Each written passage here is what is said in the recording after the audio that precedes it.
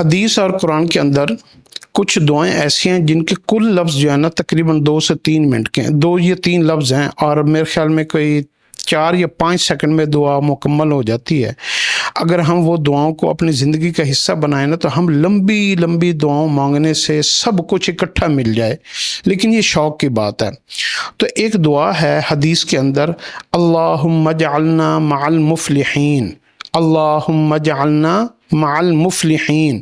اے اللہ جو دنیا اور آخرت میں کامیاب لوگ ہیں نا ان لوگوں کے ساتھ میرا حشر فرما دے، مجھے بھی ان کے ساتھ شامل فرما دے۔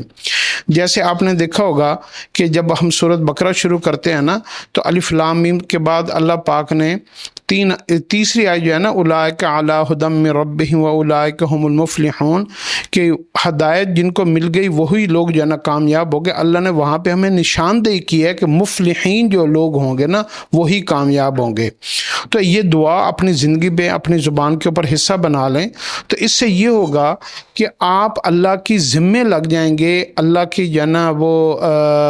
ذمہ داری میں آ جائیں گے کہ اللہ رب العزت آپ سے زندگی میں کام بھی ایسے کروائے جو مفلحین کامیاب لوگ کام کرتے ہیں، تو آپ کا حشر بھی انہی کے ساتھ ہوگا۔ اللہم اجعلنا مع المفلحین، یہ خواہش کو ظاہر کرتا ہے، طلب کو ظاہر کرتا ہے، یا اللہ کامیاب لوگوں کے ساتھ میرا حشر فرمائیے۔